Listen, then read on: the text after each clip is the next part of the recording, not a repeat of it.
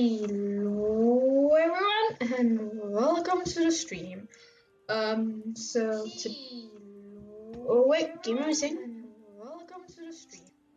So today I'll be reading the second chapter of How the Mighty Fall in Love by Braveten, a Yuri on Ice fanfiction. Now excuse me, I haven't been alive for like over 2 weeks now. Cause I'm a lazy bastard. Bitch, or whatever the heck you say. Yes, just in general, I'm lazy. And right now I am going to find it on my phone because I forgot to do that. Because I'm an idiot. So let me find a fanfiction and then let's begin reading. So while I'm finding it, just chat. So, how's your day been going? Mine's been going fine. Done school, so yeet. I also to people like across the world, good evening, good morning, whatever you say, how you say. I'm feeling really awkward right now, cause I should be reading, but I'm not, cause I forget to find a freaking fanfic before I start. What a new move on it. Yes, and like I said, this is the second chapter after first chapter on my channel. It's basically called the exact same thing as my Twitch channel, so go on YouTube and find the first chapter. Okay, so let's go. Chapter 2, St. Petersburg. Yuri, you know what you have to do, right? Yuri knows what Pinchit is about to say. He presses his forehead against the counter island in the kitchen, wraps his ankles around the legs of the silver stool that he's currently sitting on. Pinchit, tell him, Pinchit urges, touching his friend's shoulder and squeezing it. He has considered telling Victor his secret 1,000 times over the past 3 days, but Victor flies home tonight, all the way to St. Petersburg. I won't see him again, Yuri points out. There's no point in dropping a bombshell like that if I'm never going to see him again. If I don't tell him, he'll just forget about me. Then we both can move on. Pinchit's jaw drops. Move on? Yuri, move on? Move on? No. You're not moving on. He's not moving on. You said explicitly stated that he was flirting with you, like beyond a reasonable doubt. He was flirting with you. Yuri almost says, I'm sure he does that with everyone. But he already knows how Pinchit would respond to that outrageous gesture. So instead, he keeps his head down, sighs and thinks of Victor. He'd always been a rabid fan of Victor's, watching interviews and devouring his novels. So when he heard that Victor would be doing a book signing in Detroit, he and Pinchit had planned to go immediately. And then, of course, they missed it and showed up late. And then Victor had asked Yuri out for coffee. He hadn't wanted to go because the notion of anonymously getting coffee with his greatest rival is ridiculously. But Pinchit had worn him down, and he doesn't regret going. Can't regret going, and can't regret going. His conversation with Victor at that coffee shop had been incredible. The other man is charismatic, just as one has imagined he would be from his books and interviews. The conversation flows freely and loosely, not to mention his eyes, his hair, stunning laugh and smile, and snap out of it, Pinchit says. You got to meet him in an hour, right? Dazed, Yuri looks up and nods. Oh, my nose was stopped. Shit. This is potentially his last time getting coffee with Victor. Are you going to tell him? He asked one more time. Yuri nibbles on his lower lip. Listen, Pinched, I know you have this wild fantasy in your head of us getting married underneath cherry blossom trees. But the fact is going back to St. Petersburg, and I'm staying here. We had a nice time together. But he knows that today's the last day we see each other, and I don't want to complicate things. He looks back down at the counter. I just want to have this. I don't want him tainted. I just want to have this past few days with him. Slowly, Pinched nods. He squeezes Yuri's shoulders again. Okay, I understand. And hey, at least you know that Victor reads your novels now, right? He's been worrying about that for years. Yuri, of course, reads all of Victor's novels, watches all of his movies. Pinched is a fan too, but not quite as serious. His friend is more into mystery novels and action and adventure. Yuri and Victor's works are one of emotion, twinkling tales of romance and people. Simply think of the way that Victor describes love sends goosebumps up and down Yuri's arm.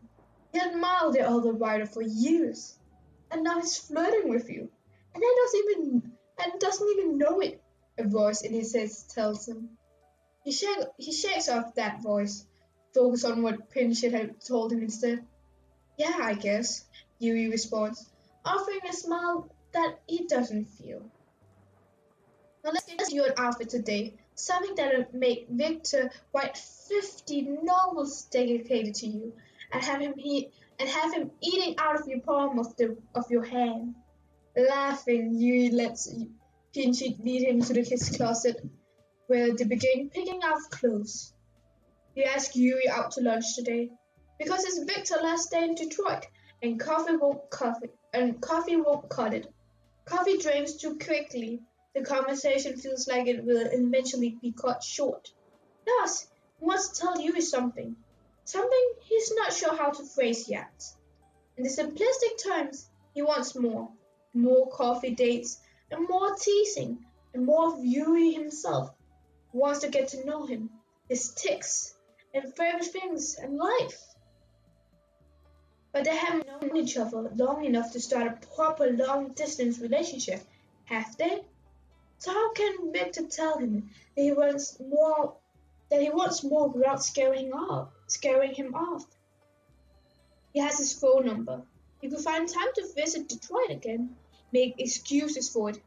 Jakob would disapprove properly, but that's of no concern. What is a concern is Yuri. What is concern is Yuri. The way he smiles, laughs, talks. Victor wants more of it. And if Yuri will have him, he will have Yuri. And that's that. So as step one, you ask Yuri to go to lunch with him. Victor dresses more casually than usual. He dons a white shirt and a brown trench coat, fixes his hair several times in the mirror before deciding that it's perfect. He should be spending all of his time in Detroit, writing and working, but he can't bring himself to regret spending time with Yuri instead. Besides, he feels as though the other man has done wonders to elevate his recent lull in inspiration. Lunch, he reminds himself, as he approaches the coffee shop. He will ask Yuri to lunch after they had their coffee. YK, he says as he slides into the seat across from him. They're not at the high table this time. Now they're at a low one in the middle of a shop, which isn't as busy as usual. It's cold out, and he figures that must be why.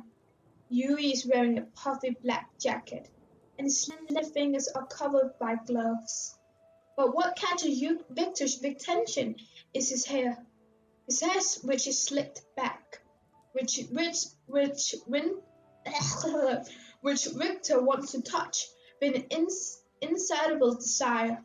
No amount of time spending crafting words could represent how he looks. It's almost frustrating. Seeing where Victor's focus lies, Yuri pushes his backpack with his hand. Good morning. He looks sad, almost. But Victor knows why. Because it's the same reason that he is also sad. He leaves tonight. Instantaneously, though, the presence is gone. They are talking about novels and creation and characters, dialogues and dictation, and the beauty of the written word, languages and translation, and puppies. Everything and nothing at the same time. While they initially only ever focus on the obviously shared interests, Victor notes with joy that the topics of conversation seem to flit about more randomly now. What do you do? Victor asks, because it occurs to him that he doesn't know. What do I? Yuri starts. Victor has his chin on his folded arms, looking at Yuri with a smile playing on his lips that he can't seem to get rid of. He's in love, he thinks. Must be in love. In love with Yuri's lips that can either be so articulate or so clumsy.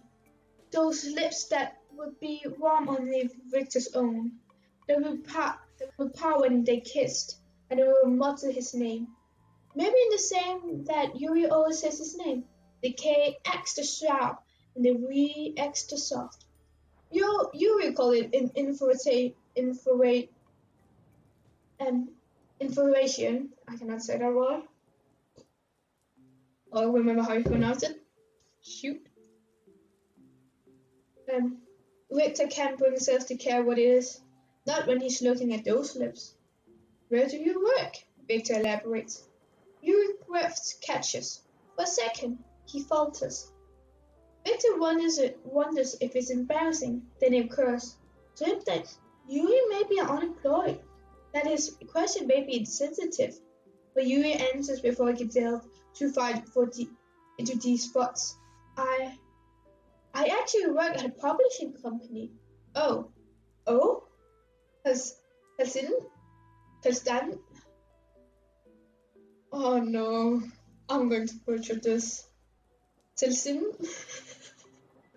Oh no! Oh no! Oh god, I'm so sorry. Castindos? After another awkward hesitation, Yuri nods sharply.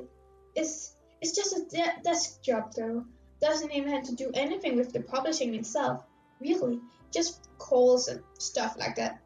And your friend Vincent, does he work there? Yeah, he does, Yuri says. And the former tension seems to be gone. He's a bit high up. He edits actually. A pause, then stumble edition. Not for KY though. Richard can't help but be interested. Well, you've seen him, surely. Seen who? KY, if you work with him. You must have seen him. It's a big company, and he doesn't come in. I don't think they don't come in. I see Calcindo, but not KY. Nobody knows who they are. He's lying, Victor thinks. He's definitely lying.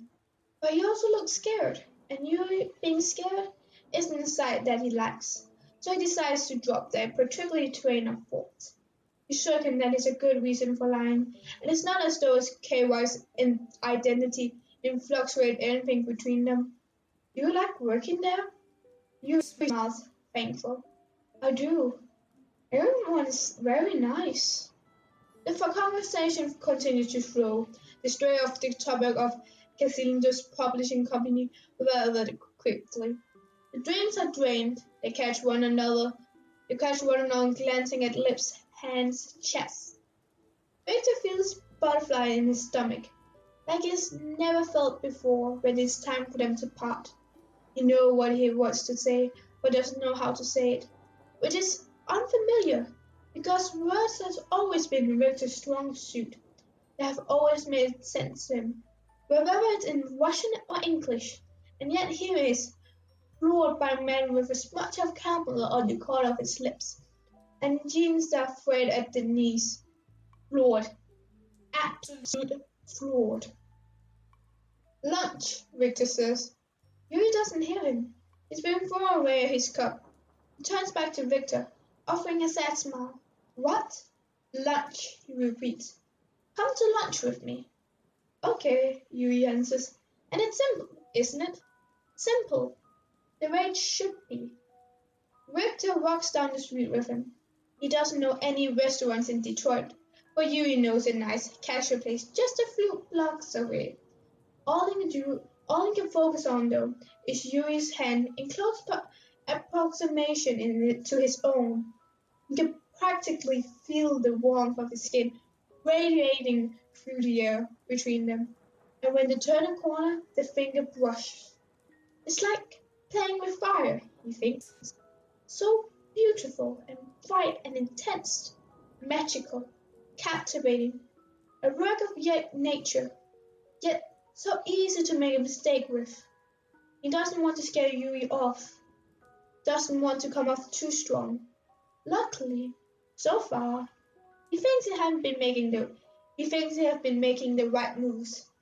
Thinks he hasn't messed this up yet.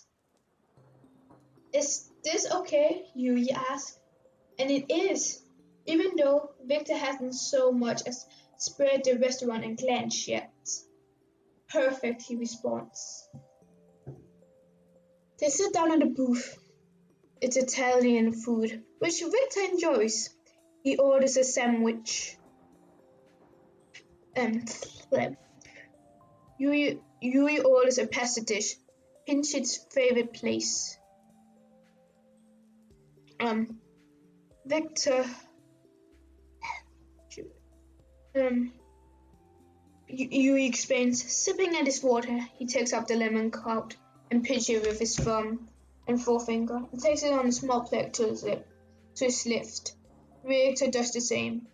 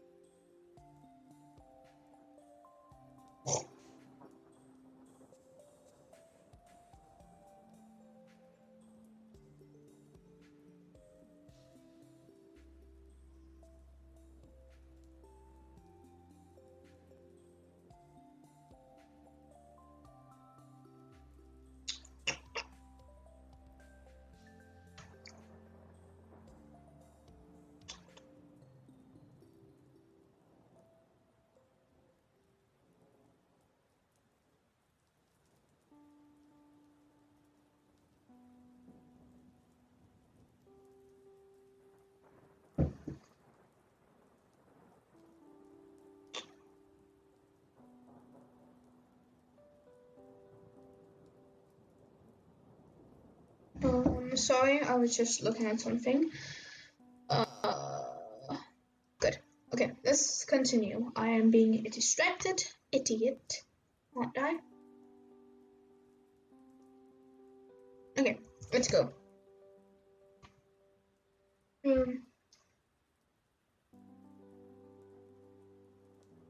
So what does Castanio's cute employees do for fun here in Detroit?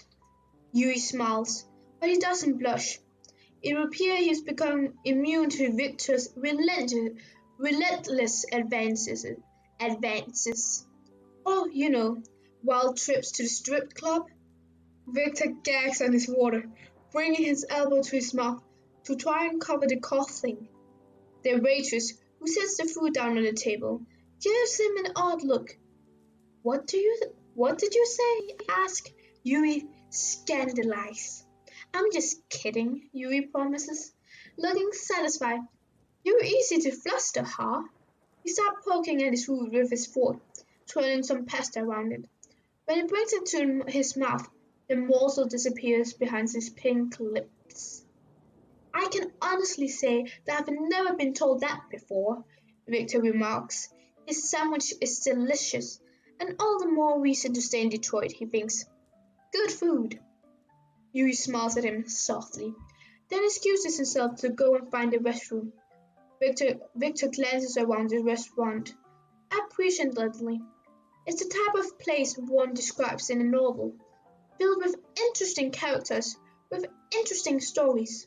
There are people laughing, discussing, discussing. The waitress has a long scar above her eyebrow that Victor figures must have a tale associated with it. There's a woman sitting alone with a book in front of her and an empty plate by her side. He wonders briefly if Yuri has ever read one of his books while here.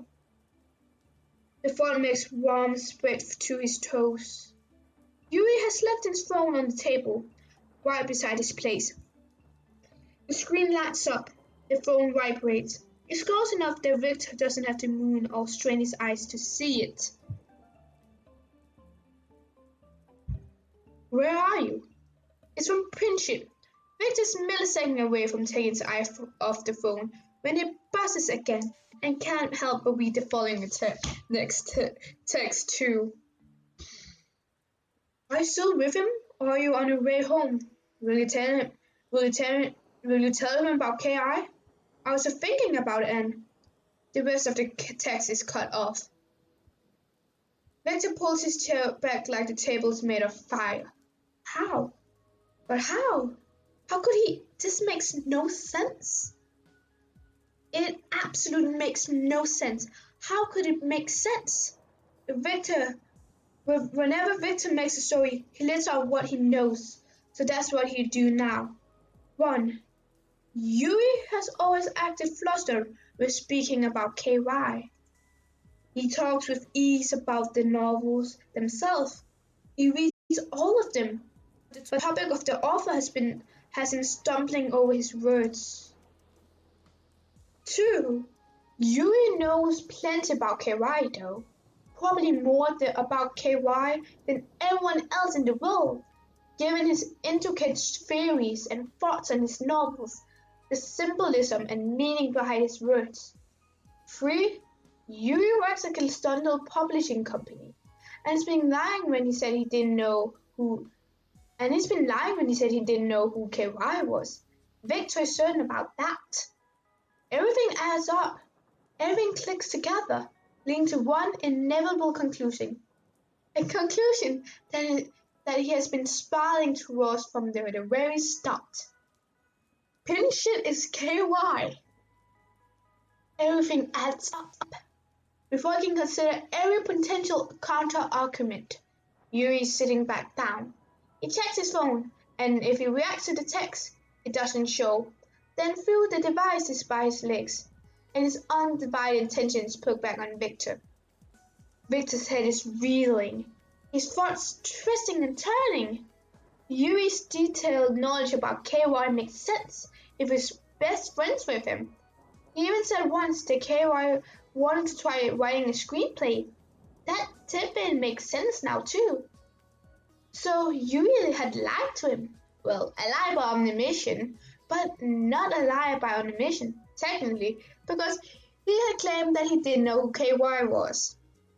Quickly though, Yuri takes these thoughts off. Obviously, Yuri has just been trying to protect his friend.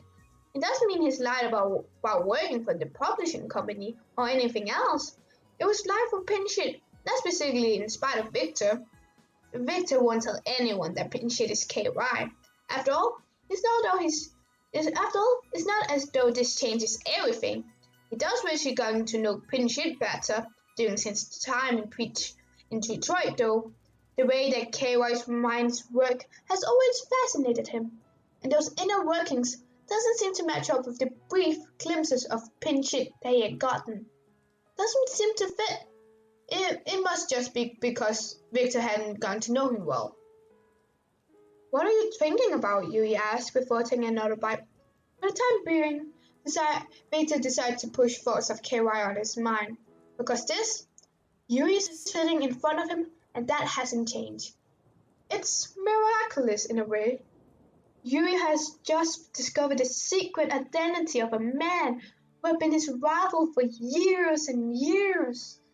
A man who has once a man who he has run a fan blog for, a man who has theorized about and the endless daydreams about, and yet somehow the news feels pale in comparison to the fact he had to leave Detroit, that he will have to leave Yuri in Detroit tonight. It's shocking him how little excitement he feels about Pinchit being KY. Not that he dislikes Pinchit. He had certainly seemed nice, but you is you, Victor admits. But that's not a lie, is it? You're thinking about me? Yuri asks. And he still sounds surprised. Victor nods, squints at him. I'm thinking about how I don't want to leave you tonight. Shoot. You see Yuri's face tighten as he pokes at the passer with his fork. Victor feels his chest constrict. Maybe you. Yuri clears his throat, shakes his head.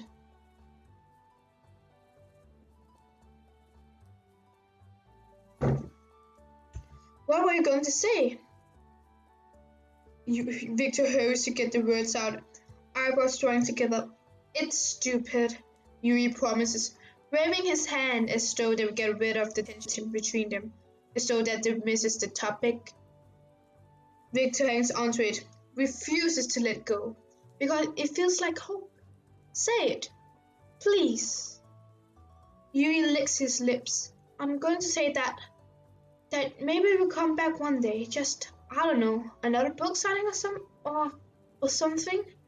It takes Victor a second, because even as a writer, he's not best at reading people, or at least that was Jakub has told him in the past. So it takes him a second. But then he realizes what Yui's afraid of, what is causing the horrible edge to his tone, and that sad look in his eyes. I'll call, Victor says, and it's barely a whisper, because he can't believe Yuri will think otherwise. I'll tell you. Of course I'll tell you. If I came back. Yuri meets his eyes, searches them. You would? After I call my 10 other boyfriends waiting for me in Detroit, yes.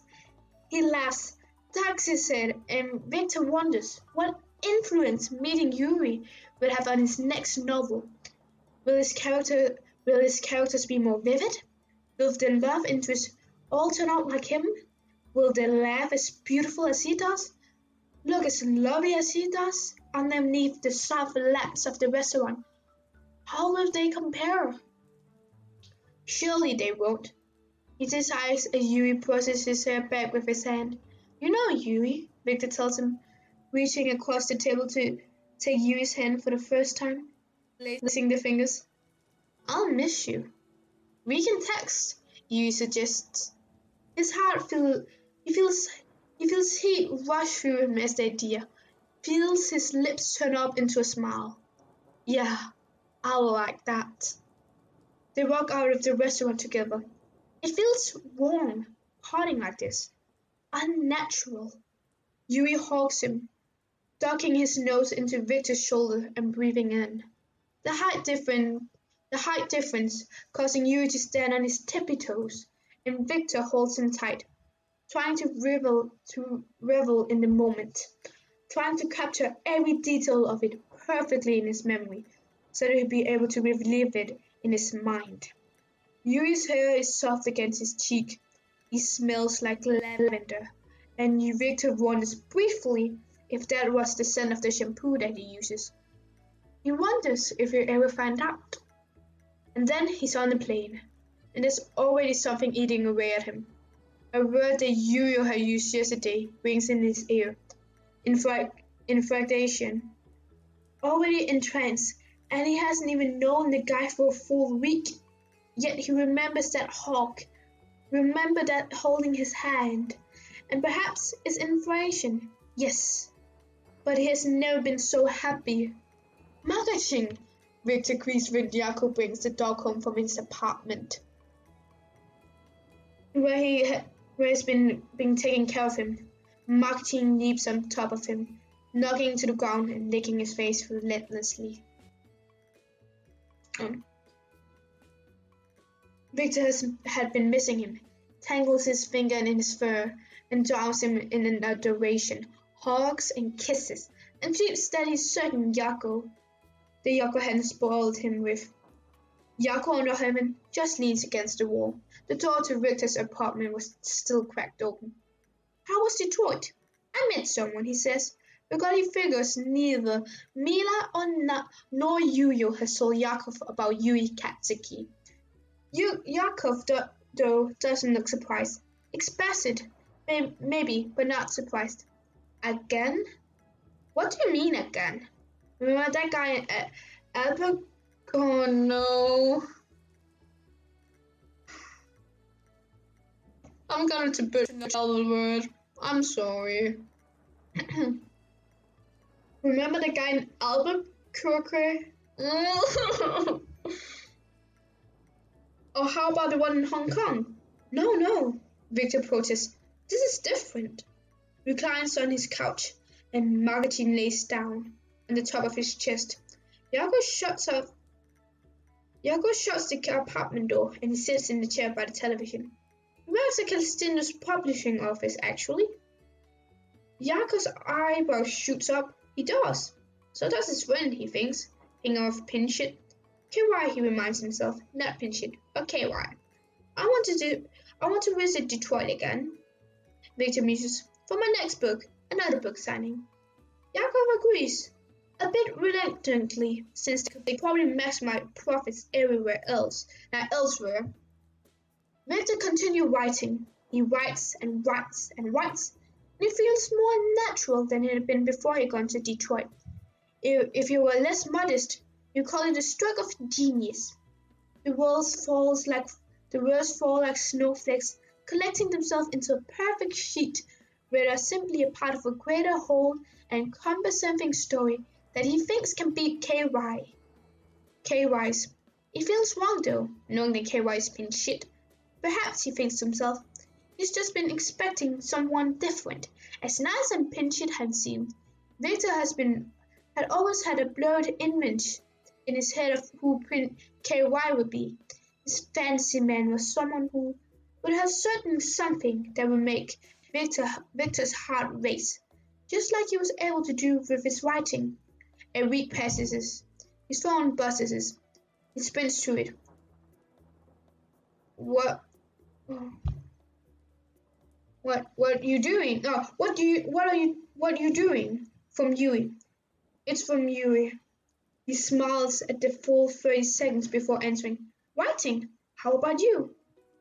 An epaulet indicating that he's typing, and then it's gone, and then it's back.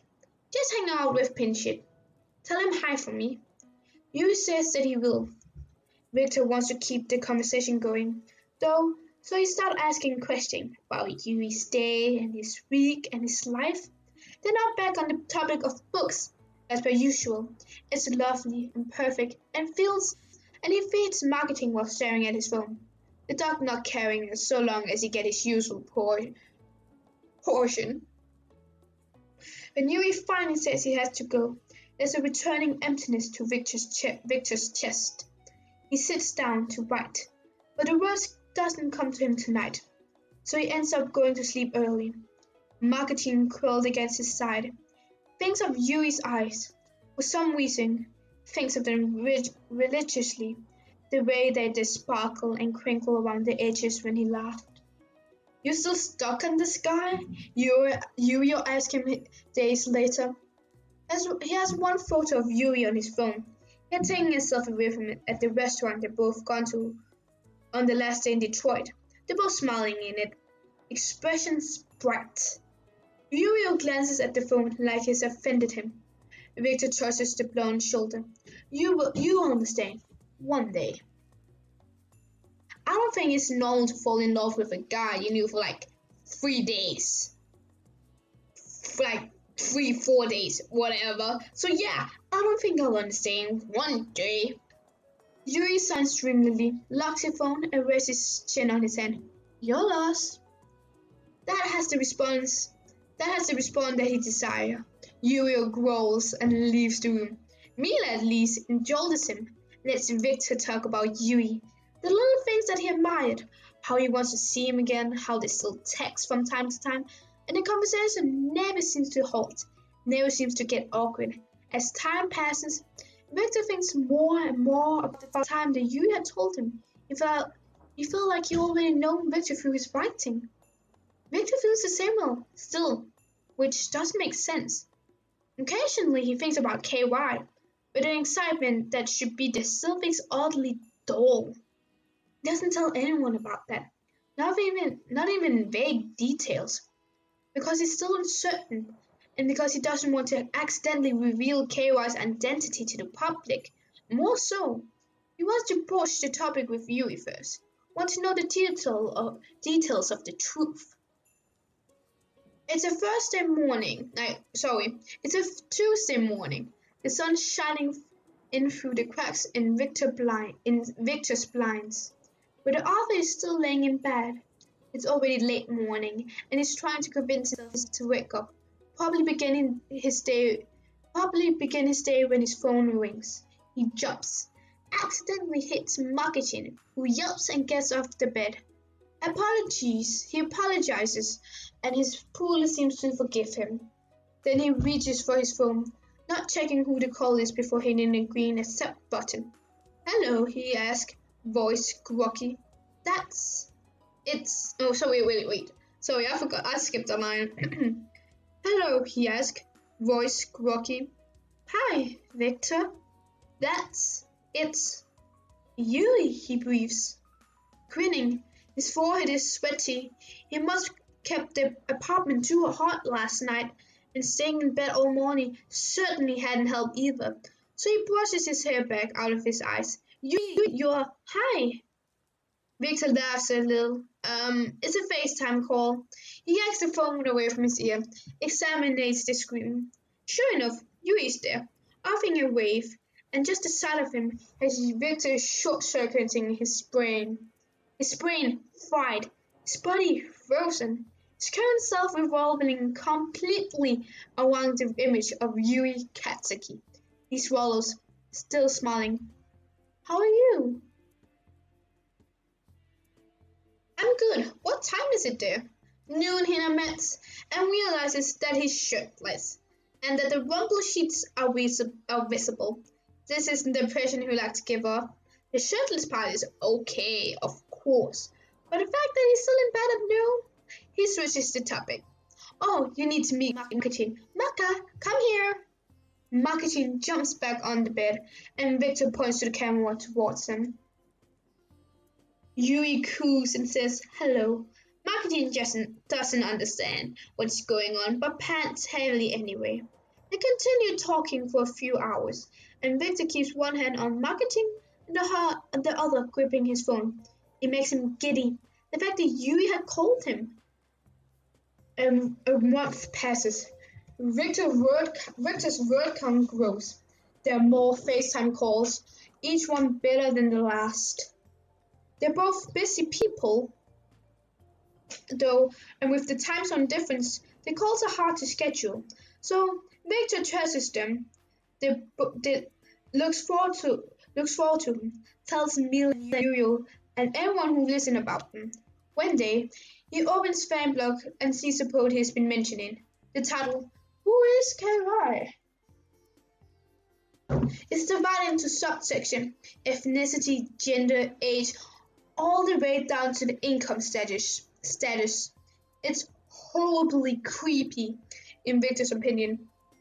They delve into possible clues. Somehow they determine that he's a male and that he's not from America. Victor doesn't reblog it, just leaves the original poster, an angry worded message, and lays in bed, thinking about that. Think about how pinched it has thousands of people trying to figure out who he is every day. Then a month passes by, and another, and the days blurs together as he prepares his book for release. March is approaching ever so quickly, and Yako is stressing about the deadline, and so is everyone else at the company, except for Victor. He's calm. He knows that he'll figure it out, as he always does. He's sitting with Milo one day, looking over looking over her nose on one of his chapters when he catches sight on her laptop screen. Is that Calcindo's fate? Is that Calcindo's Facebook page? She doesn't pay attention, just focuses on her scribbles, and starts writing something anew with her red pen. Victor leans closer to the computer, trying to get a better look at the post says, a party, a book release party in Detroit. A book release in Detroit for KY's newest novel. Victor, what are you? Oh, she realizes. A book release party. So what? In Detroit, he explains, grinning already. In Detroit, Mila, at the publishing building. You will be there, Mila says slowly, understanding. He'll surprise him. It's a great idea. He will surprise Yuri, and it will be perfect. He is out of his chair in an instant, knocking on Yako's door and already trying the golden doorknob. It's locked as per usual. He hears a click and then it swings open.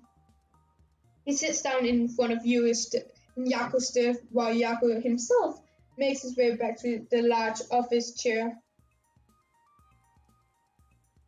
What? He says. I was in a call. Look at Calcindo's Facebook page, Victor urges us.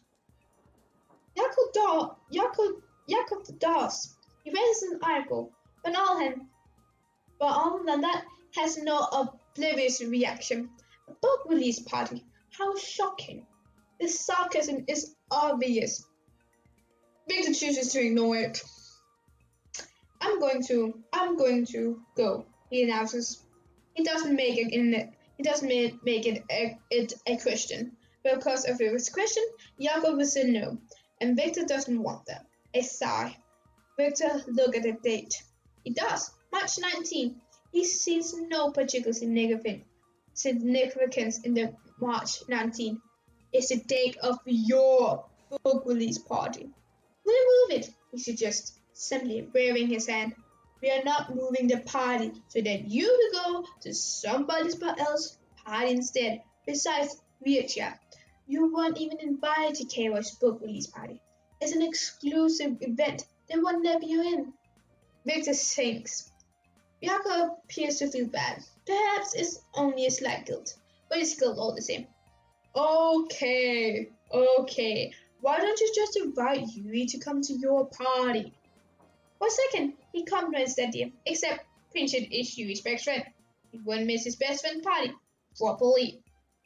Victor decides to do what he does best. Compromise. Well, we moved the date of our party, he says, just a few days before the book releases. That way, Yuri could go to both. Yakov agrees, and they shake on it. They have the parties, the books will release, and then KY will have his party.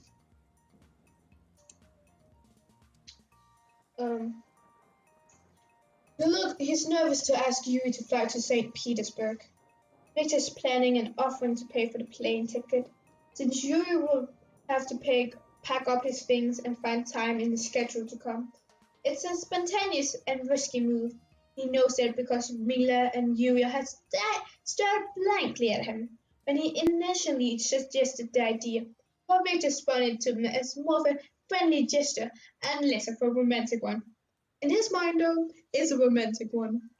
Hello, he greets when his phone rings during dinner one night.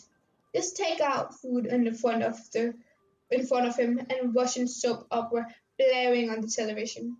Victor likes to watch them because it's a release from formal, more articulate storytelling.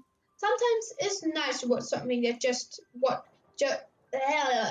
Sometimes it's nice to watch something just to watch something, not to devour every line, every intimate detail of the plot.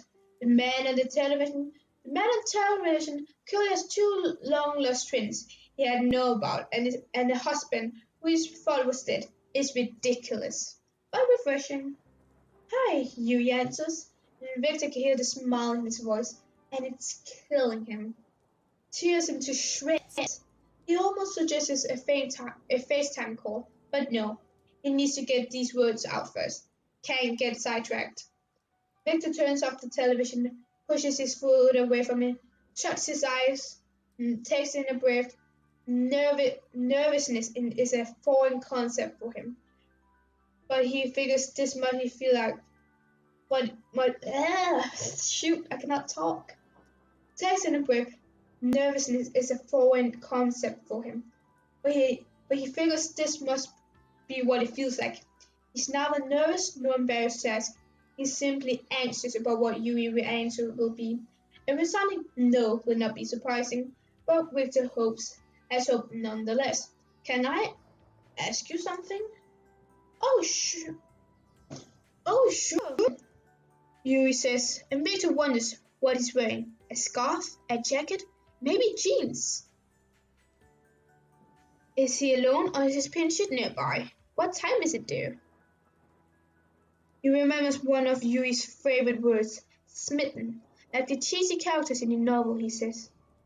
My book release party, would you come? There's a pause. Yuri? I'm still here, Yuri promises. The words hurry. Your book releases are the same week you and Kariah mean, so are the parties? Victor doesn't tell that he had the date for the party moved, in hopes the man had known for all of the 4 days in Detroit, Michigan, might be able to fly across the world to come and smile at him. Instead, he informs him that the parties are different days. Then wait. I'll pay for the plane tickets, Victor adds. It makes him sound desperate. He is desperate, but he doesn't want to sound it. The desperation stems from the way that Yuri makes the way that Yuri had made Victor feel. He hadn't felt like this in so long. Hadn't felt the electricity pulsing through his fingertips and excitement coursing through his veins. Yuri at that coffee shop had done wonders for inspiration that no amount of Van Gogh or Mozart ever could. I'll go, but you don't have to pay for the plane tickets. Victor's mind does a flip, a double, triple, quadruple flip. He feels his heart racing quicker than it had been before. He feels his posture loosen. There's a lady smile on his lips, an undeniable one that he's only recently become so familiar with. You will? You will go? Sure, Yuri says. He laughs nervously. I'm really honored that you invited me. I'll pay for your tickets, Victor repeats, because it'll be ridiculous for him not to. Because Yuri doesn't even understand what type of favor he's doing for me right now. Because he can't possibly begin to comprehend. No, he promises. You don't need to do that. I can pay. Victor exhales, ready to protest. Somebody calls Yuri's name on the other end of the line. Pinchin, recognize. I should go see what he wants. Yuri tells regretfully. Right, tell him hello for me. I will. There's a pause, and Yuri suddenly hung up. Victor certainly won't be the first to end the conversation. Sitting on the edge of the couch cushion, with anticipation thick in the air of his living room. Victor? Yes, I'm, never 9. That's not fair, Victor accuses, grinning and letting it show in his tone. You can't start something and then leave me wondering. Fine, he sighs. I'm just going to say that I'm looking forward to seeing you again. If I'm being totally honest, I sort of been for a while.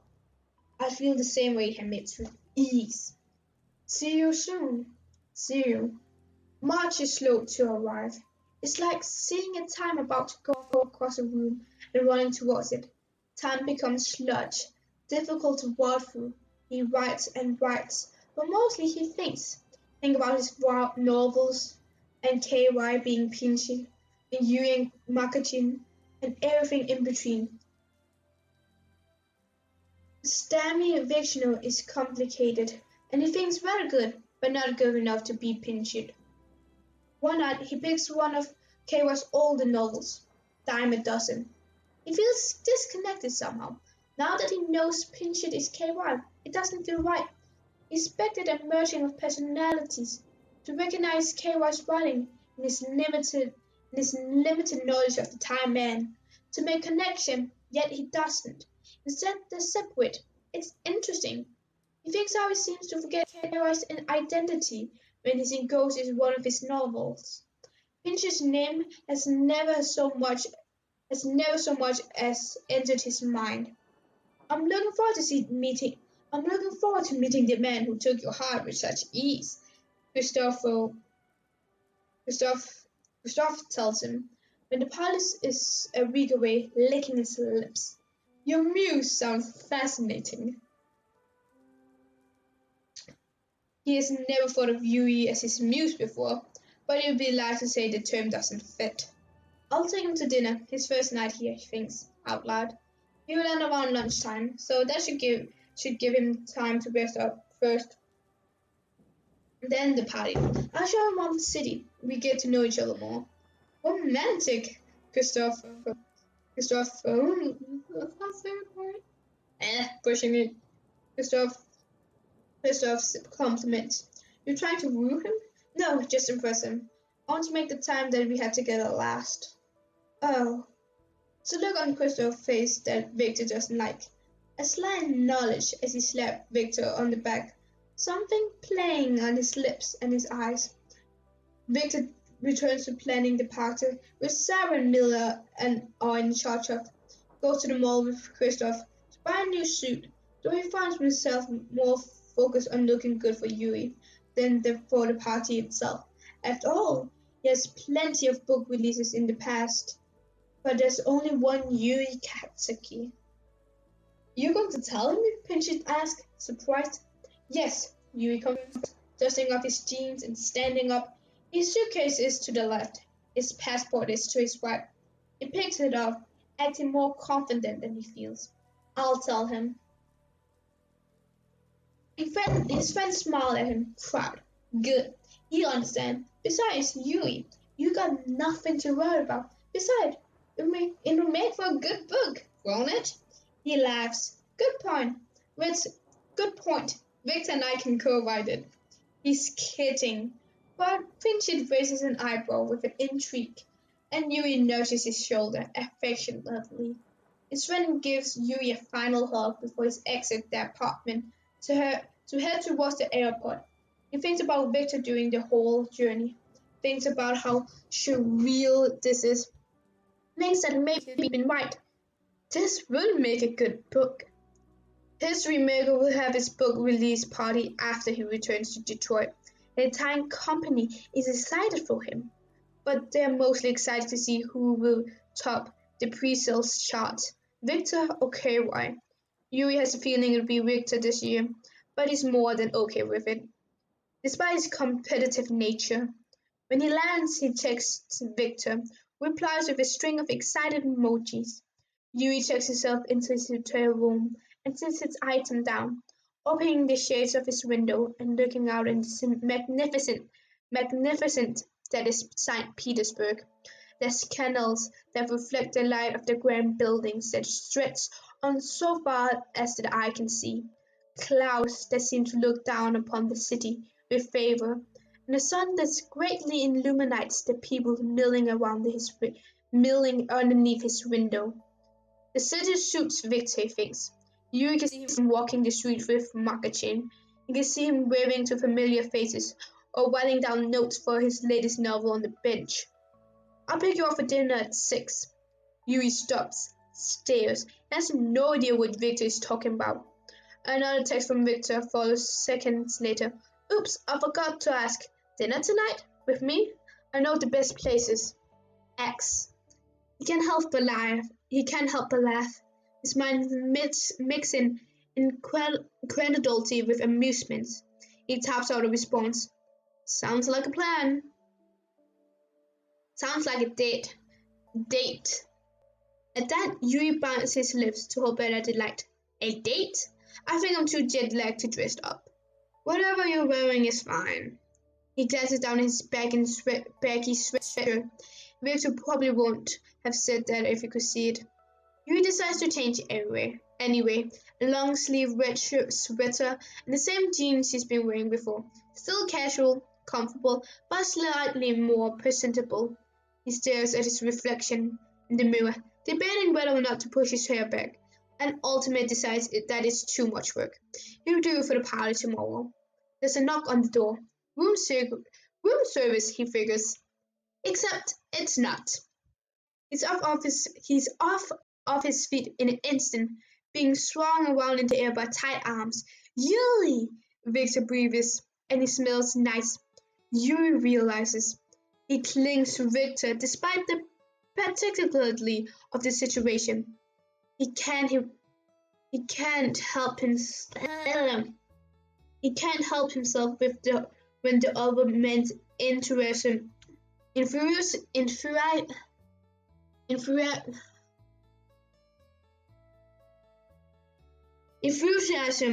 Enthusiasm is contagious as the common cold. You came. I told you I came. It doesn't feel real until now, Victor's response. And with those words makes his heart feel heavier in his chest, and his lungs feel lighter.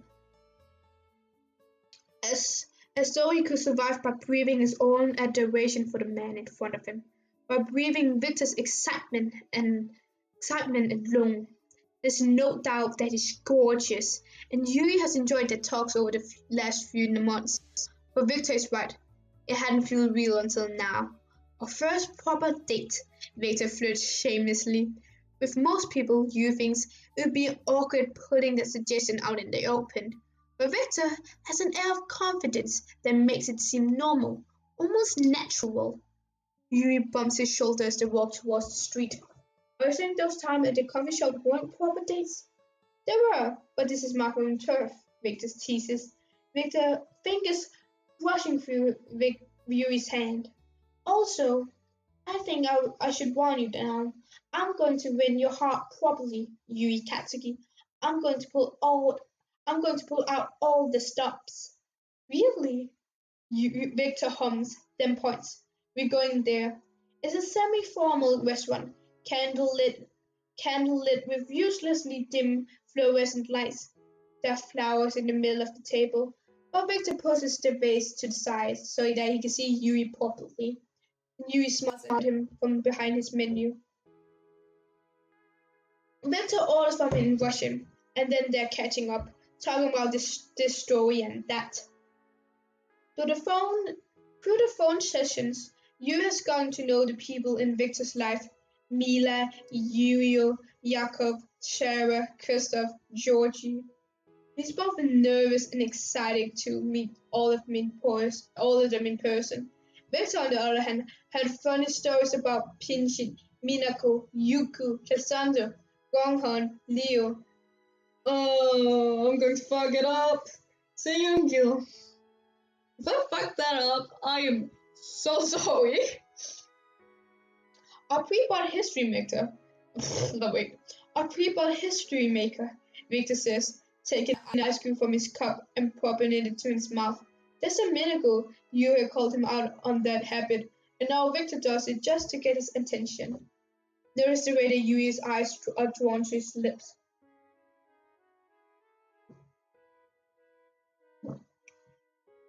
Our pre-bought Stammy Vixno. Victor raises an eyebrow. You didn't pre-buy history maker, too? Oh, that's you, Yuri adds, and he hates this. He's the lying. He tells him after the party. He promises himself. Tonight? He wants to have tonight.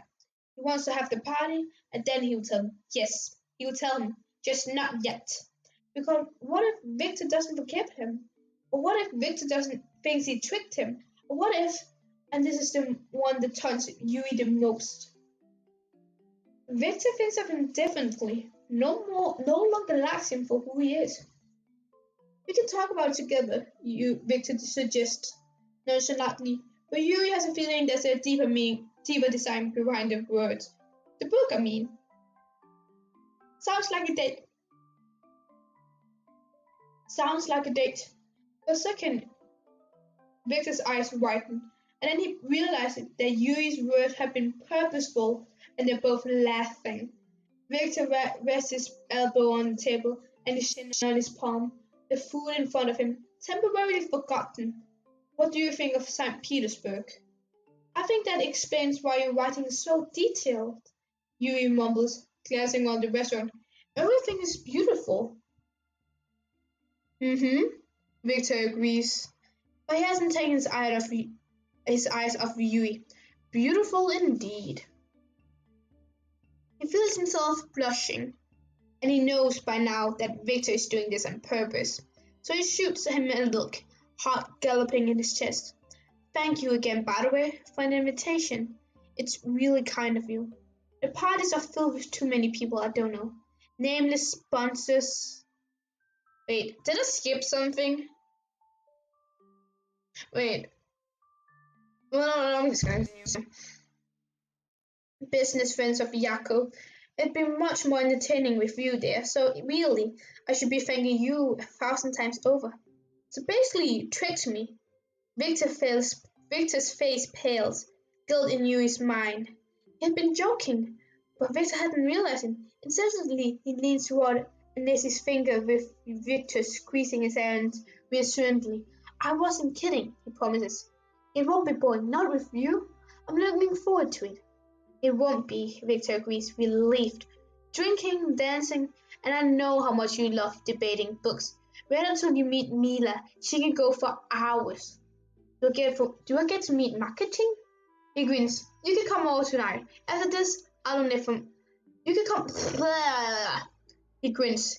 You can come over tonight. After this, I don't live far away from here. He's shocked at the ease with Victor offers this, but he's definitely not going to say no to spending more time with him.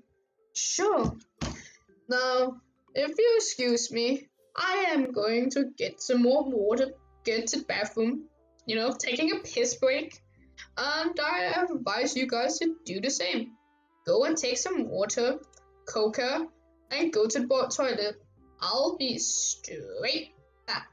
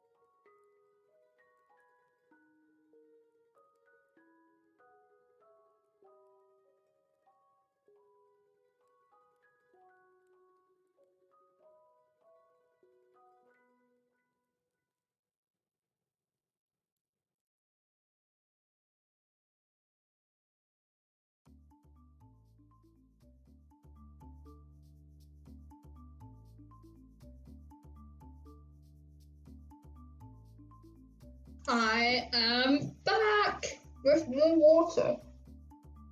And the background break done. So hopefully the music gets too loud and let's get reading. Wait. Yeah, let's get reading.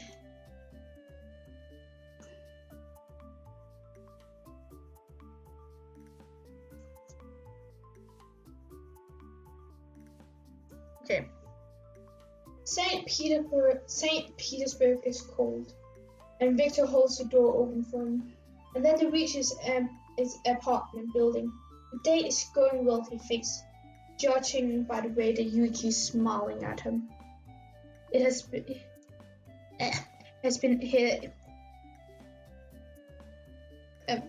he has been ecstatic, running up the high of the night, and he ushers Yuri into the elevator and presses a button.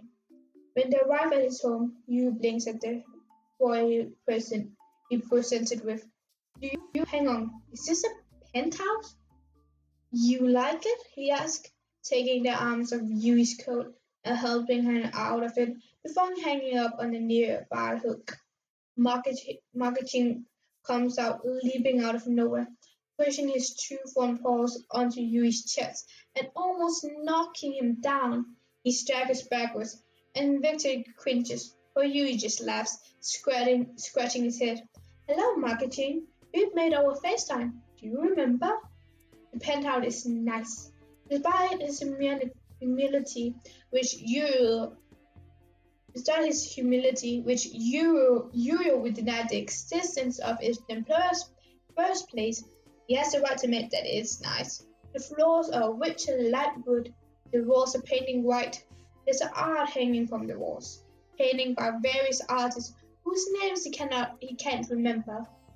A tile kitchen with marble countertops, a television screen in the living room. Yuri crosses the foyer and living room, heading over to the wall of full-length glass windows that looked out of the city. It's beautiful at this time of night. All bright lights and traffic sounds. He supposes it could be annoying to one adjust to a suburban or rural lifestyle, but he and Yuri are both city dwellers. He figures that he must also understand that all comfort of the omnipresent war. Out of the window, he goes as sliding. One of the windows, doubling as a slide door. He presses his hand on it. May I? He asks Victor. Victor stands beside him. He nods. He pushes it open, and the noise coming to vivid life. People and cars and everything imaginable is a microscope of the world. Victor thinks, looking around, people of all types, of all backgrounds. Yuri approaches the edge of the balcony and rests both hands on the railing, the wind whistling through his black hair, pushing it out of his eye. The moonlight makes his skin look shimmery and pale, makes his irises spark more than usual. Sonnets, Victor thinks. He deserves sonnets and ballads, and every form of prose imaginable. It's like trying to bottle starlight. It's trying to comprehend the immensity of the ocean, impossible yet somehow worth the endless effort. He wants to try to write him, wants to try to capture him. Sometimes I write out here, he says. The noise helps. I can imagine, Yuri replies. Victor stands beside him, covering Yuri's hands on the railing finger with his own. Is KY jealous that you come to my party as well, it says? To his surprise, Yuri doesn't deny the fact that he knows KY. They don't mind. No jealousy, he teases, though he knows Prince Shit wouldn't be jealous. Then Victor remembers something. Yuri's words. I like yourself better. You're more creative. Now that Victor knows he's been talking about Pinchit, the words feel off somehow. He can't imagine Yuri saying that to Pinchit's face, or saying those same words with Pinchit's name in lieu of his synonym. Victor, Yuri isn't type to insult others like that. Something about the whole situation feels off. Except what doesn't feel off is Yuri's hand, still underneath his own. It's warm despite the weather, and his skin is soft. The sensation is mesmerizing. It's as though the point of contact is grounding Victor's entire body. No jealousy, he says, laughing. And Victor has to think hard to remember what they're talking about. That's good. I'm glad to hear that my competitor is friendly. Yuri changes the topic of conversation quickly. Can I see your books? Victor leads me to his study and swings the door open, gesturing for Yuri to enter. As the bookshelves on either side of the room, both filled to the brim with novels of all types, of all shapes, sizes, and colors, Yuri walks over to the one on the left, and his finger glazed over Fetulous eye. Yuri walks over to the one on the left, and his finger glazed over Fetulous eyes. A worn copy, then more of KY's novels, all lined up in a neat row. After examining those, he turns to the other novels, written by a variety of authors, some famous, some less so. Do you have a favorite book? Yuri asks him. Gatsby, he answers. Here, look.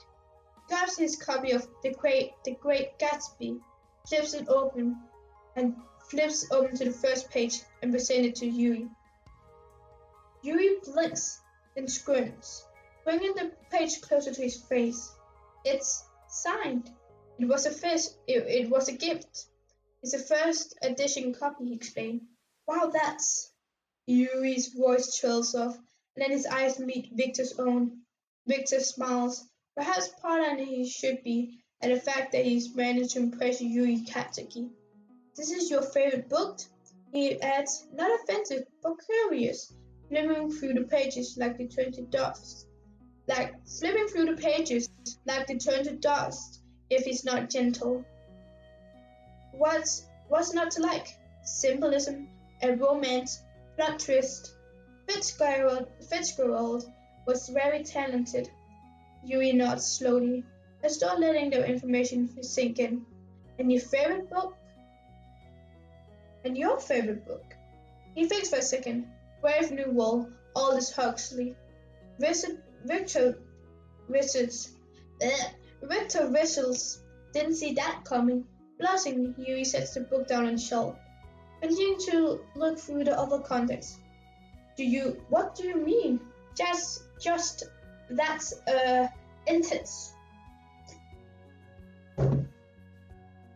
Yuri turns to him, chin lifted upwards so his caramel eyes can meet Victor's blue ones, gaze steady and strong, like an anchor drawing Victor to the shore, keeping him still.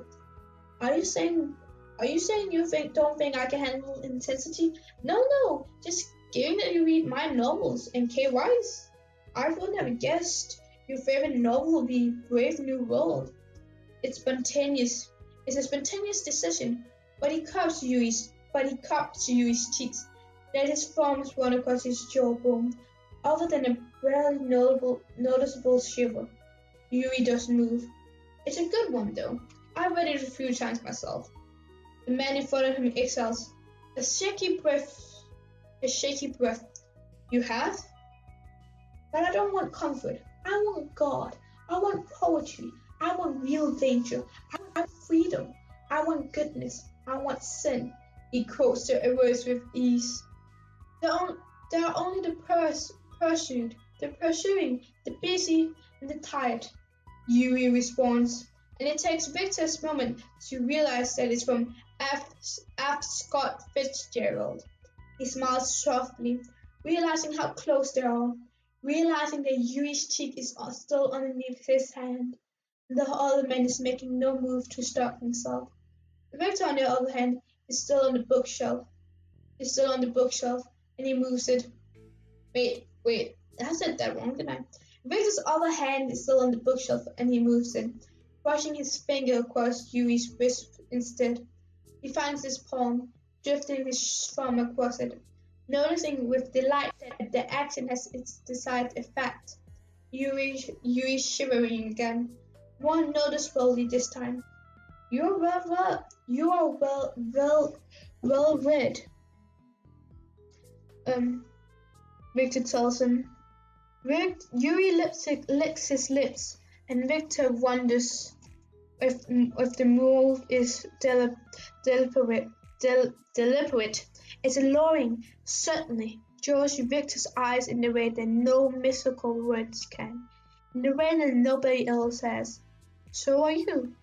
Victor moves his hand from Yuri's cheek to his hair, and has dreamed of doing this over the past several months, and brushes away a stray lock of his eyes.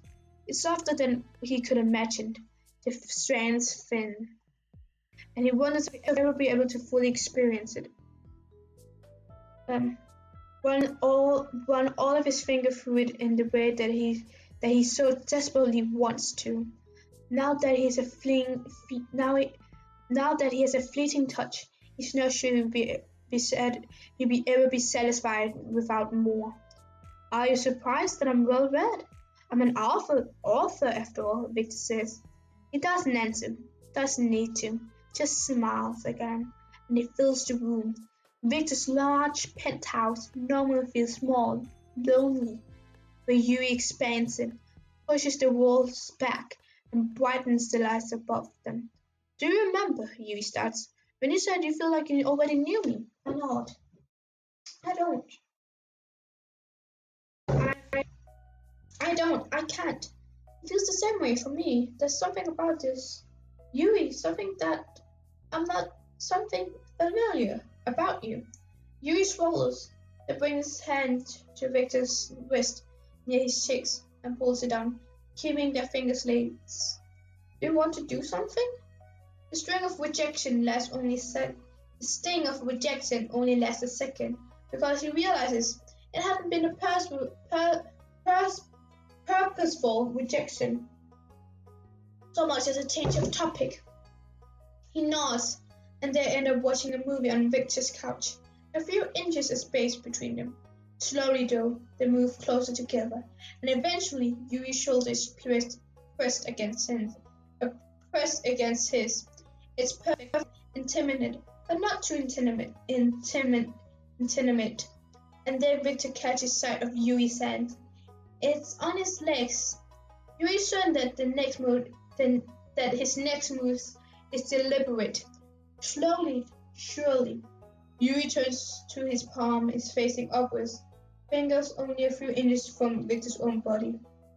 Now Victor would like to think of himself as a certified romantic, given the novels that he's written. So he knows what Yuri is doing, or at least he knows what he hopes that Yuri is doing. Victor is taking his hand. In his peripheral vision, he sees Yuri smile. He's smiling too, except he's not good at hiding it, shifting backwards into the couch cushions, shifting closer to him. Still watching the television screen, his hand is firm, fits perfectly in his own. Victor squeezes it. In response, Yuri squeezes his back. He finds himself thinking of metaphors once again, wondering how he describes this feeling of if he were trying to write it in a novel. He finds that he can't. That seems to happen a lot with Yuri. The indescribable, which is unfamiliar because as an author, Victor prides himself on description of people and places and things and action, yet Yuri Katsuki managed to leave him speechless, wordless. If we were to write about him, he had an endless waterfall of letters, nothing at the same time. As the credits begin to roll, Yuri yawns, mouth wide and eyes shutting briefly before opening again. He realizes that Victor is watching him and offers an apologetic smile. Sorry, jet lag. No, don't apologize, Victor assures him. You should be getting back, I suppose. He stretches out his arm. Can I walk with you? Sure. He holds Yuri's hand on the way back to his hotel. Victor wears a floral tart for the party, the same one that he'd been wearing when he first met Yuri. It's one of his favorites. First, he's planning on meeting Yuri at the hotel Then they take a taxi to the venue together. Is there Mr. Yuri Katsuki? Is there Mr. Yuri Katsuki in here? He asked, leaning on the wall beside Yuri's hotel room door, not bothering to knock. The door swings open. I don't know. Who's asking? He's about to think of a witty comeback when he sees Yuri in a suit. Yuri Katsuki in a suit. Yuri wearing a suit. A suit being worn on Yuri. No matter how he forms those words, no matter how many combinations he can phantom, they feel like something. They feel like something. And Victor feels like something because he's wearing a suit too. Or he may as not well be because Yuri is Victor? Yuri asked cautious. Are you okay? No, definitely not. In fact, he's pretty sure Yuri just shrunk in his expansive scholarly vocabulary. Wait. In fact, okay, wait, let me get back. No, definitely not. In fact, he's pretty sure Yuri Katsuki just shrunk his expansive scholarly vocabulary to the point where it only contains one guttural primal syllable, g. But he doesn't say g, because that would be unprofessional. He chooses not to say anything, which may be worse, but at least it's not embarrassing per se. Give me 1 second, Yuri is saying, and he's starting back into his hotel room. And Victor's useless. And Victor's useless, isn't he? Just a blob of limbs and a suit. He can't move, can't speak. Then Yuri puts on chapstick. As though things hasn't been bad enough, Yuri puts on chapsticks. He doesn't do it right in front of him, so Yuri can accuse him of voluntary manslaughter. But it is in a close approximation to him, so perhaps Yuri could be arrested for involuntary rarity. It's a brand that Victor hasn't seen before, and he taps it on one finger, then places the finger on his lips, glancing at the little piece of reflection in the bathroom mirror that he can see. That's when Victor says, "Gah." What? Yuri asked, head swirling around, his narrow eyes with confusion. Victor, are you fine? Are you fine? The answer is yes, Victor says. The rest doesn't make sense, but he doesn't give Yuri a chance to respond, because the second the other man is outside of the door, he's guiding them both towards the elevator.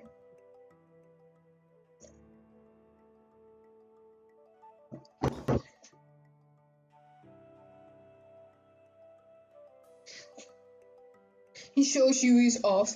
Just a little. Mila beams at him and introduces herself.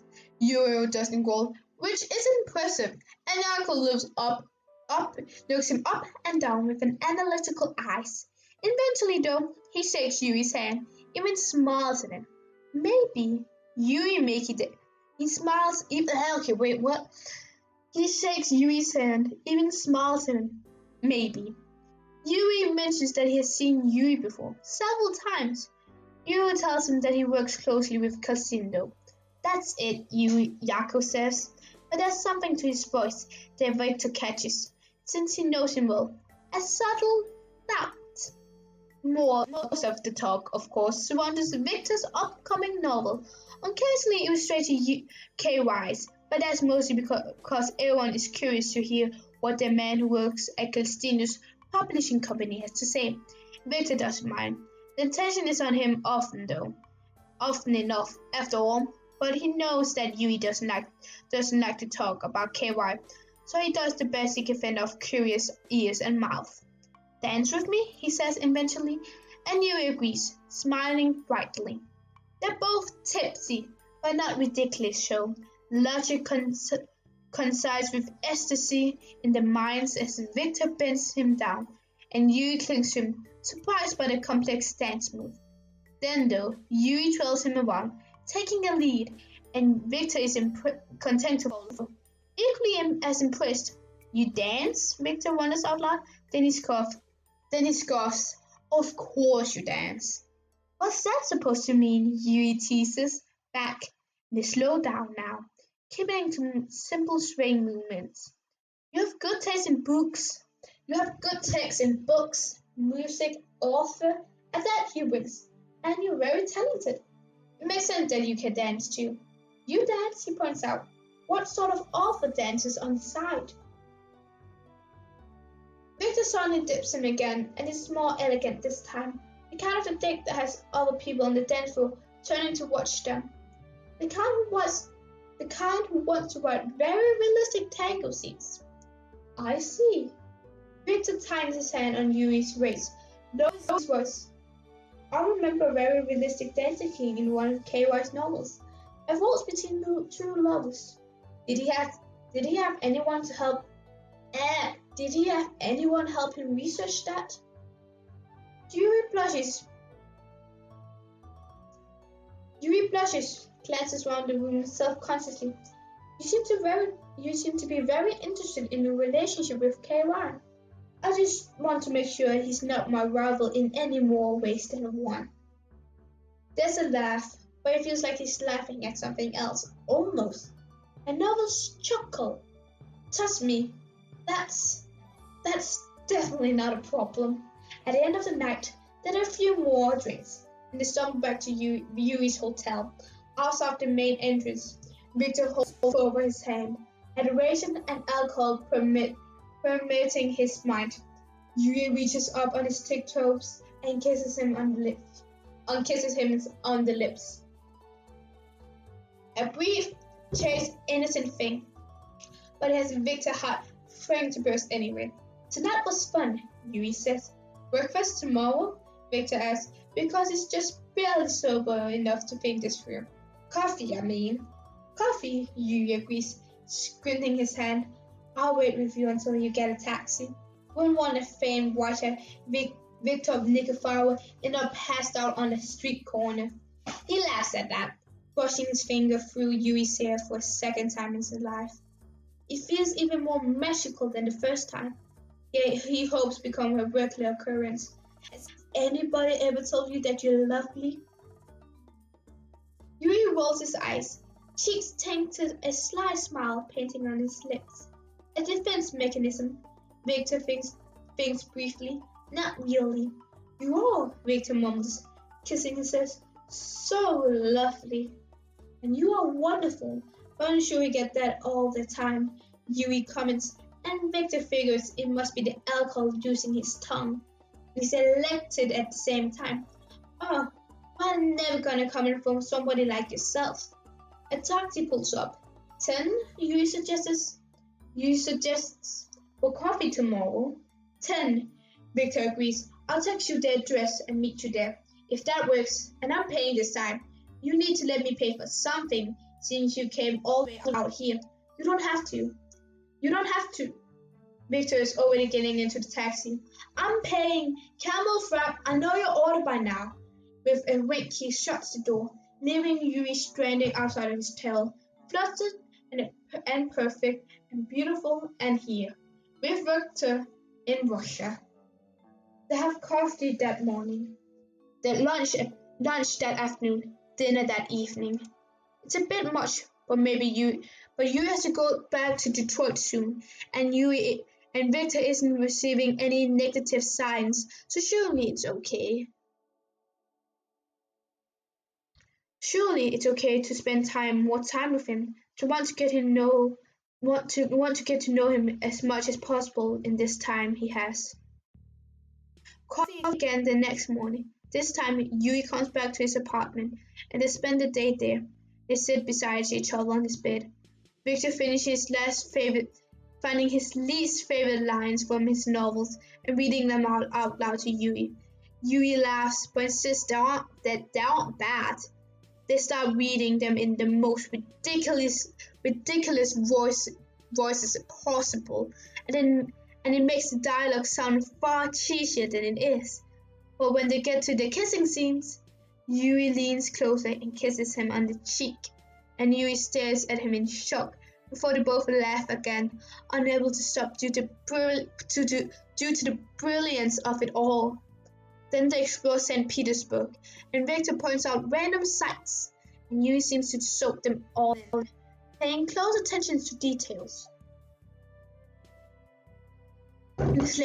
He explained where he writes, and Yuri will shut his eyes for a second and start imagining it. And every time he does, then Victor holds his hand because he has to, because he's not sure he'll be able to forgive himself if he doesn't. Often, he sees a look on Yuri's face, like he's about to tell him something. He gets the same look when he glances down at his phone sometimes. Victor figures it's about KY. He doesn't mind though. The fact that Yuri hasn't told him, after all, it doesn't seem like it's a secret to share. Yuri had to leave the following afternoon. Spend the morning together, not drinking coffee, but reclining on Victor's couch instead. Victor finds out that Yuri hasn't read the Song of Achilles, so he starts reading to him, despite the inevitable fact they won't be able to finish it. It's intimate. Victor resting his head on Yuri's shoulder and spinning the words in the air.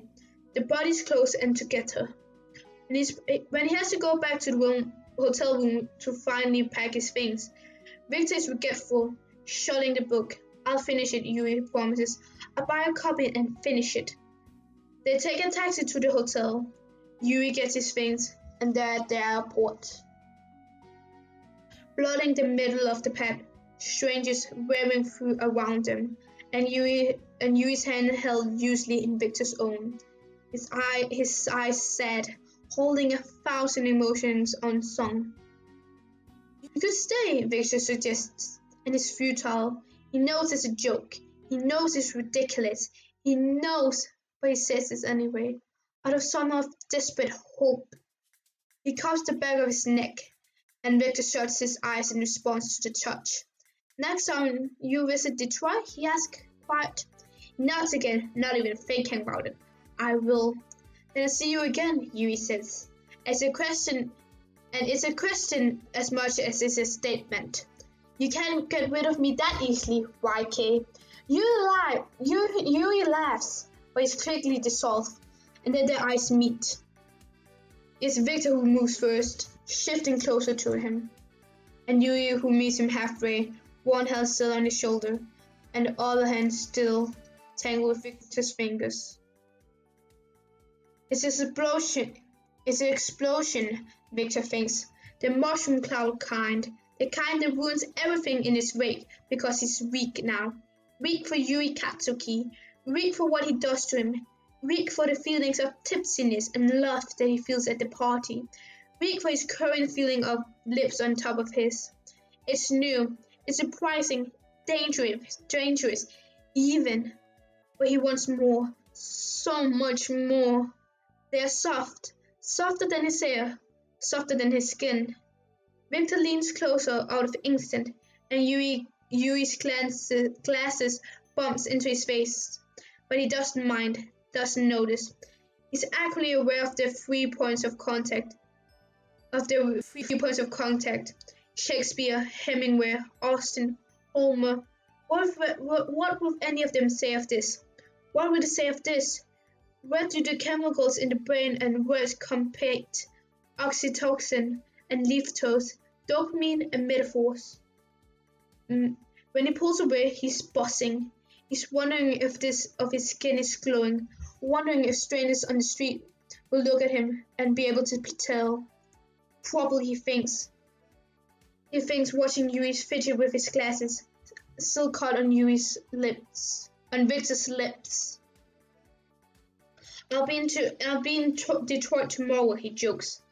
I wouldn't complain, Yuri teases right back, poking him in the chest. Tonight, I'll sneak on the plane with you. Maybe you can fit in my suitcase. I'm willing to try. Victor his voice cracks. I need to tell you something. His sudden suddenness throws Victor off balance, but he's all ears. Yes?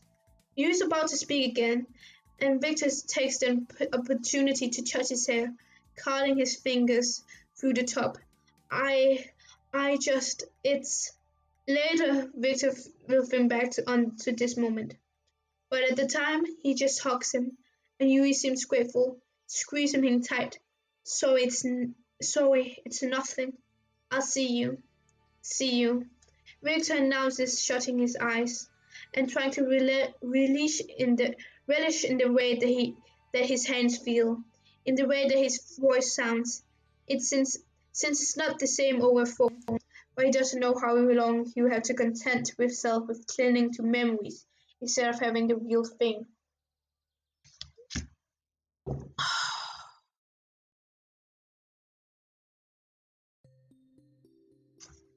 And then he's gone.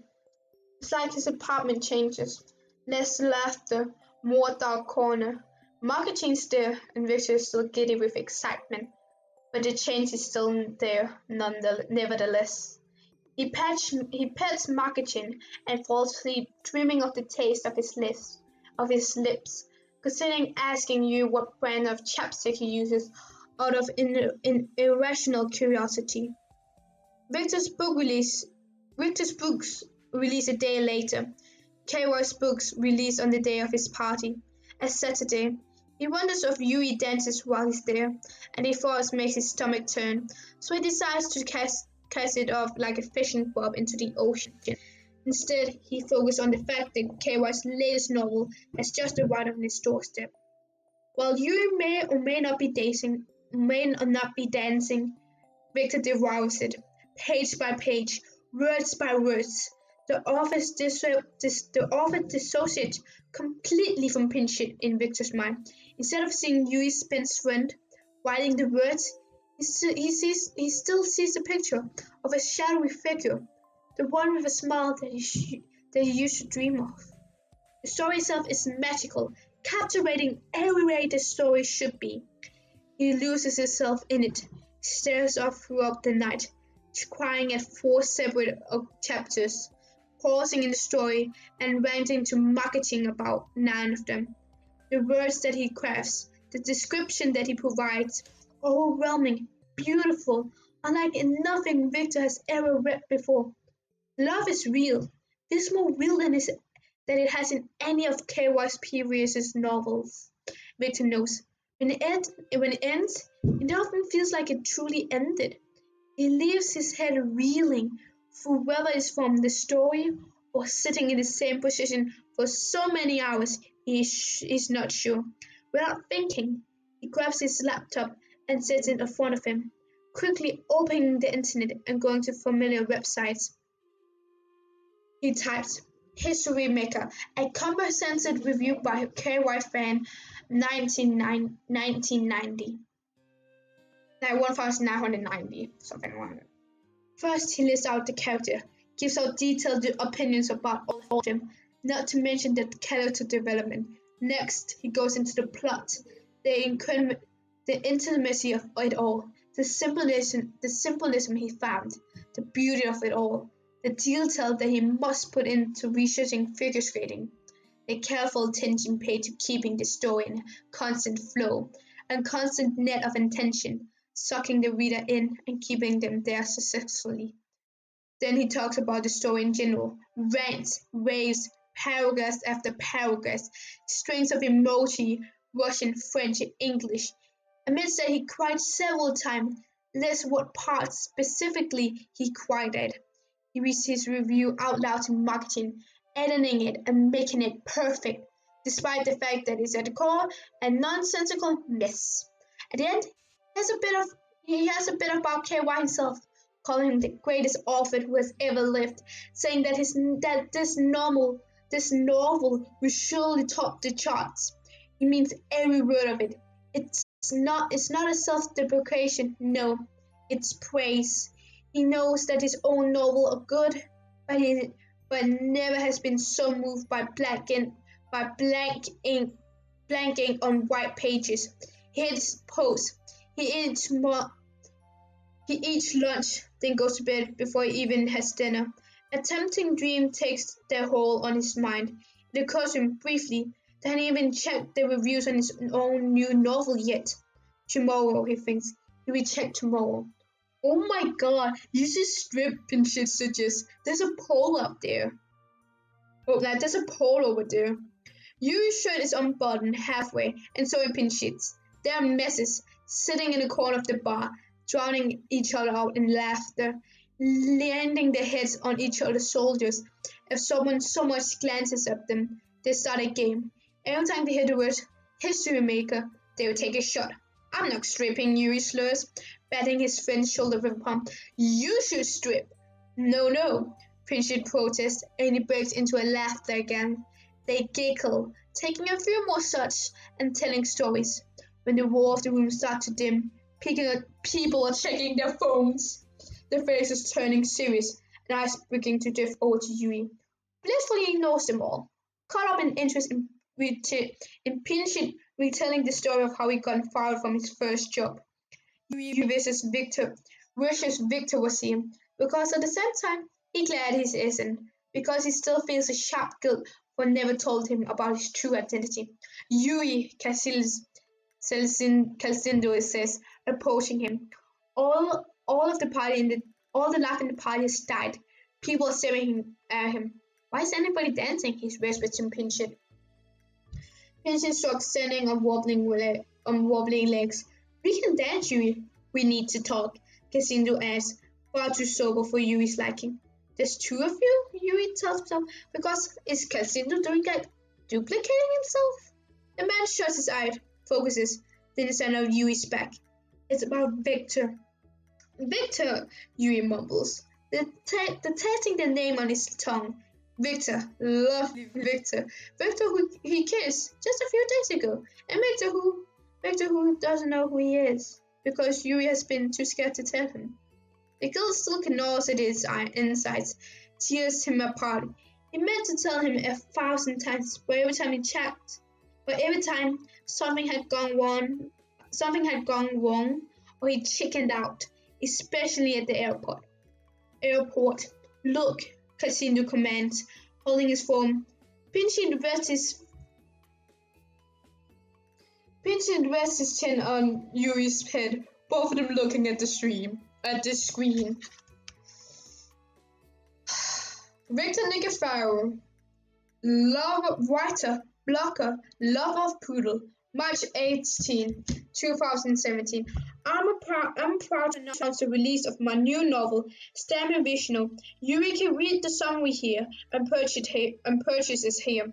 It's a tale of love and growth, and I'm incredibly proud to share it with you all. March 19th, 2017. History Maker, a commissary review by KY Fan 1990. Exclamation marks, a bunch of exclamation marks. It's official. History Maker is now my favorite novel. There's no doubt in my mind. I'm going to dissect it word for word, and you can read my too long didn't read at the very end, along with my thoughts on KY. Read more. That's sweet, Yuri whispers, feeling tears welling up in his eyes and a compliment. Calcindo pinches and the beat. Calcindo pinches the bridge of his nose. Keep reading. Yuri keeps reading. Oh, well, that post certainly escalates quickly, Pinches whispers, some sovereignty regained in his tone. And that, everybody, is the end of this chapter. The end of the fan fiction. Or the end of the second chapter. There's a third chapter, by the way. You can read the fan fiction on AO3 by braveten. I seriously recommend it. It's a really fucking good fan fiction. Like, seriously, fucking read it. It's really good. Now, I'm tired. Maybe I'm gonna shut a bit before I yeet. Oh, maybe raid a random Twitch streamer. I actually have an idea who I can raid. Yeah, okay, no, I know who I can raid. Yeah, we're gonna raid somebody, guys. Okay.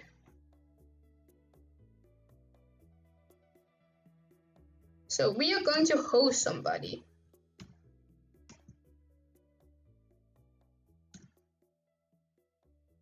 So please show my love.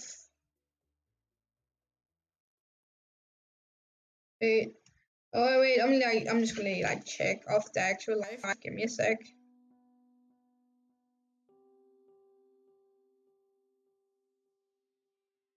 So yeah, we could just chat while doing this talk. Okay, they're actually not live right now, I think. Oh, that's weird. Why didn't they say they live then? Oh, are they actually live? Wait.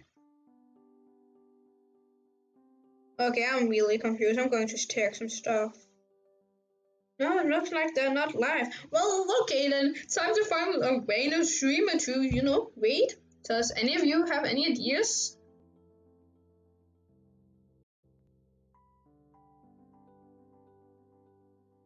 Nah, okay, I'm just gonna find a random one.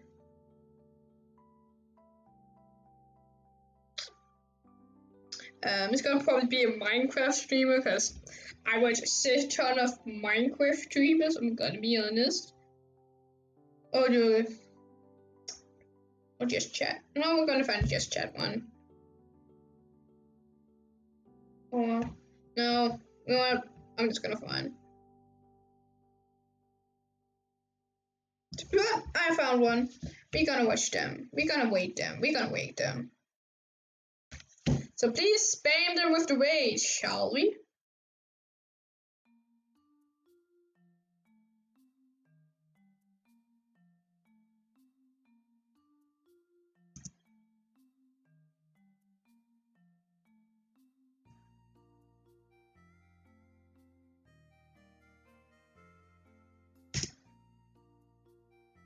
Wait, shoot. Wait, I wrote that wrong. Haha, I'm an idiot. I'm an idiot. Cause I spammed that wrong. Whoop, I am an idiot because I cannot spell for the life of me.